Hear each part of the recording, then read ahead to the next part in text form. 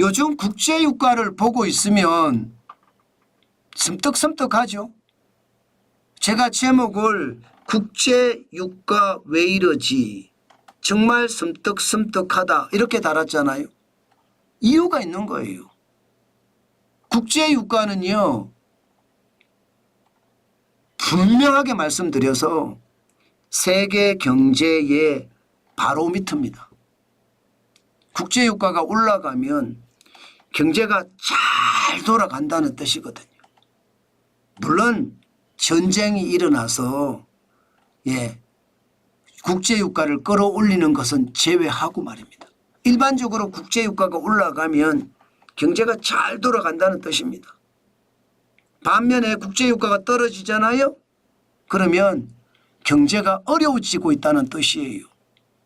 일반적으로 기계를 돌리려고 하면 에너지가 필요하잖아요.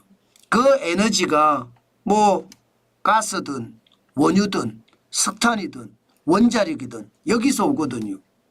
그런데 경제가 공장이 팡팡 돌아갈 때 이게 유가 원유에 대한 수요가 그만큼 커지기 때문에 올라간다는 뜻이거든요.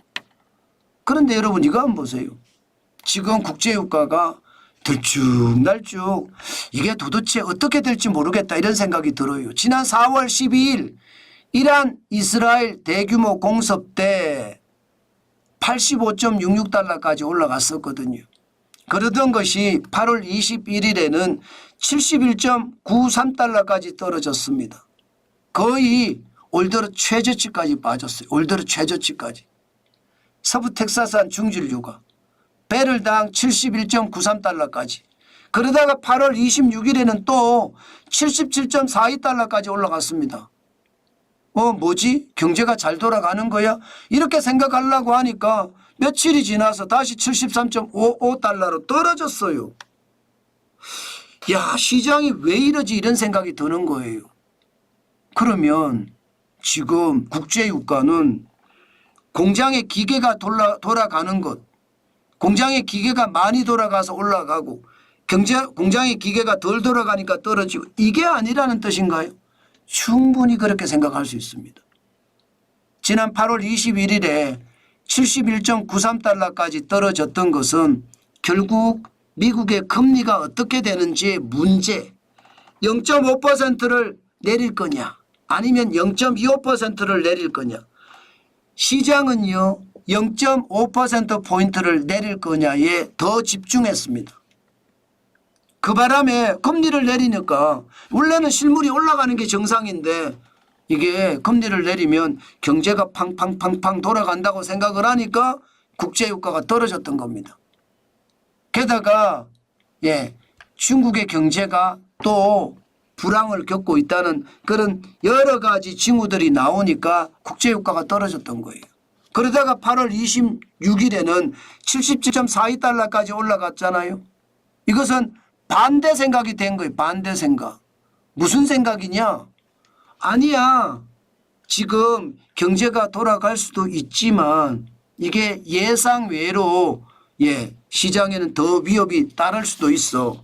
이게 전쟁이라는 게 금방 끝나는 것이 아니라 이란이 이스라엘을 다시 공격을 하고 우크라이나가 러시아를 계속 침투를 하면서 전쟁이 확전이 되면 이게 결국은 위협이 아니야. 이러면서 국제유가가 올라갔어요. 77.42달러까지. 그러다가 또 다시 떨어졌거든요. 73.55달러까지. 이번에는요.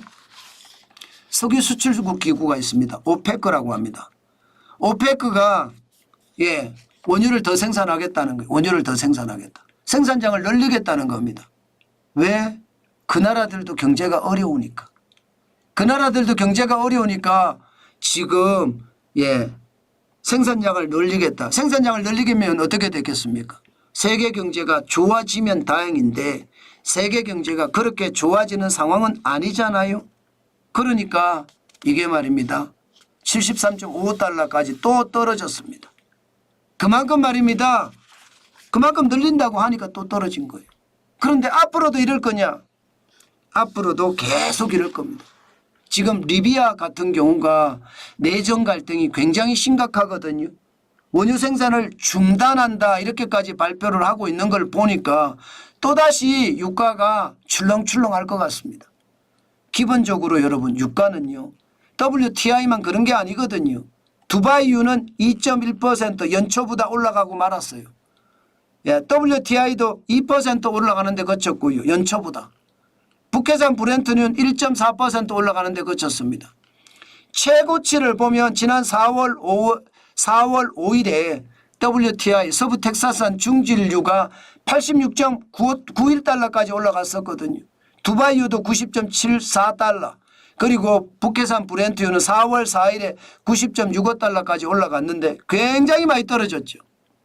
이것은 여러분 전체적으로 보면 미국의 금리를 0.5%포인트를 인하를 하든 이란의 어떤 이스라엘 공격을 감행을 하든 또 우크라이나가 러시아를 공격을 하든 쉽게 말하면 벌어진 위기가 더 크게 되는 것.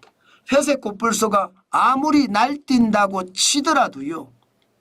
기본적으로는요. 경기 침체가 되고 있다는 뜻이에요. 원유에 대한 수요가 줄어들었다는 뜻입니다. 그래서 제가 정말 섬뜩섬뜩하다 이렇게 제목을 다른 겁니다. 그만큼 원유는 다양한 어떤 이슈에 의해서 유가가 결정이 되지만요. 기본적으로는 세계 경제의 심체도 저는 숨어 있다 이렇게 생각합니다. 저는 그 비밀이 결국 말입니다. 우리 경제 충격에도 충분히 저는 올 수 있다고 생각합니다. 영향을 미친다고 생각을 해요. 지금 국제유가가 줄어든다는 건 미국 경제도 중국 경제도 심상치 않다는 뜻이잖아요. 미국 경제나 중국 경제가 심상치 않으면 우리 수출은 그만큼 줄어들기 때문에 우리에게도 영향을 미친다. 이렇게 보는 것이 타당한 것 같습니다. 시장은요. 전체적으로 큰 흐름에서 보면 경제가 분명히 말입니다. 우하향합니다. 우하향. 전체적으로. 그것은 각종 지표에서도 그렇게 나타난다. 이렇게 생각하시면 저는 틀릴 것 같지는 않습니다.